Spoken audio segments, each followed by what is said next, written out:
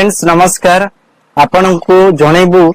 CM योजना केमिति online apply करिवे केमिति ओटीपी बेसिस रे ई केवाईसी करिवे ताहा विषय आपण को सूचना देबो फ्रेंड्स देखंतु फ्रेंड हम चैनल को प्रथम थर पय आस्ते चैनल को सब्सक्राइब कर रखंतु बेल आइकन को दबांतु एही भली वीडियो आपण को पाखरे सर्वप्रथम पहुंचिया पय वीडियो को निश्चित भाव में शेष पर्यंत देखंतु फ्रेंड्स देखंतु कालिया योजना को नामकरण करा जाय सीएम योजना करा जाय अछि पूर्व मु ए वीडियो रे मध्ये सूचना देछि जे कालिया योजना को बंद करा जाय नहीं ताहा सीएम किसान योजना ना रे नामित करा जाय अछि सेथिरे मध्ये 2000 करी टंका दिया जिवो बोली कुआ जाय अछि निश्चित भाव में से पैसा आपनकर डीबीटी अकाउंट को पळै जिवो सेते में फ्रेंड्स आपण जो माने अप्लाई करि नांते से माने अप्लाई करबा को निश्चित आगभर होई आसंतु समान को पाखर रहिबा दरकार जमीर पट्टा आधार कार्ड रे मोबाइल नंबर लिंक थिबा आवश्यक बैंक रे आधार नंबर लिंक रहिबा आवश्यक ता पर आपण अप्लाई करिया पई बैंक अकाउंट आपणकर आधार कार्ड निश्चित भाव में अप्लाई करि परिबे ए पर्यंत ता डेट दिया जाई छी कि नाही ता हमें ए वीडियो रे शेष पर्यंत बतैबो देखंतु फ्रेंड्स जो माने केवाईसी करिनांती से माने ई केवाईसी करे नियंतु निश्चित भाव में आपण पैसा पाइबे नहले आपण ई केवाईसी न कले निश्चित पैसा पाई परिबे नै केमिति ई केवाईसी करिवे ता मध्ये प्रोसेस आपण को जणे दोछु देखंतु प्रथमे सर्च करिवे एठारे कालिया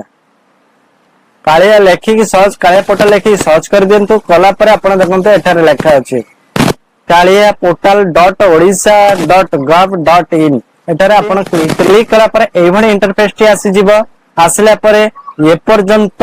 आपण को अप्लाई करिवार ऑप्शन आसी नाही सेति पय आपण अप्लाई करि परिबे नै कृषि कृषक सशक्ति विभाग ओडिशा सरकार का निर्धारित क्रमे सूचित कर जाउछि कि कालिया पोर्टल अभियोग नूतन आवेदन ग्रहण प्रक्रिया को सामूहिक भाव में स्थगित रखा जायछि ता निश्चित भाव में अप्लाई डेट आसी जिवो एठारे तळे रहितबा अप्लाई डेट अप्लाई आसी जिवो ऑप्शन सेठारे अप्लाई करबा कहले आपण तो आधार नंबर देके अप्लाई करबे केमिति अप्लाई करबे ता हम मध्ये हमें बतै देबो फ्रेंड्स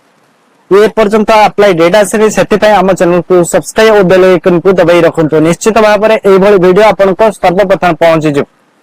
आमे कहितलु केवाईसी ई केवाईसी केमिति करे ना ई केवाईसी करिया कहले आपण कंप्लीट योर ई केवाईसी ऊपर क्लिक करिवे क्लिक कला पर देखंतु एठारे आपण को आधार नंबर देबे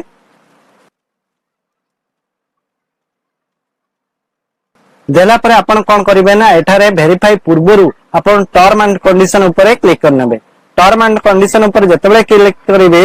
एठी वेरीफाई ऊपर क्लिक कर देबे जतेबेले वेरीफाई ऊपर क्लिक करबे देखंतु ओटीपी आपण को मोबाइल नंबर को जाइतिबो सेठारे ओटीपी रो समय सीमा होची 10 मिनिट एठारे ओटीपी दे वेरीफाई कर देबे निश्चित भाव में केवाईसी सक्सेसफुली आपण को देखाई देबो ता पर आपण निश्चित भाव में कालिया पैसा पाइबा को जिबे निश्चित भाव में ता पर कालिया पैसा आपण को डीबीटी अकाउंट को पळै जिवो आपण बारे 5टी अकाउंट रे थाई पारे किंतु जो अकाउंट रे आपण को आधार कार्ड लिंक थिबो सेही अकाउंट के ही पैसा जिवो फ्रेंड्स आपण यदि किछि जानिबार थिले निश्चित भाव में कमेंट करंतु ए पर्यंत अप्लाई डेट आसी नाही अप्लाई डेट आसले आमे आपण को सूचना देबो सेति पय हम चैनल को सब्सक्राइब कर रखंतु बेल आइकन को दबांतु थैंक यू जय हिंद।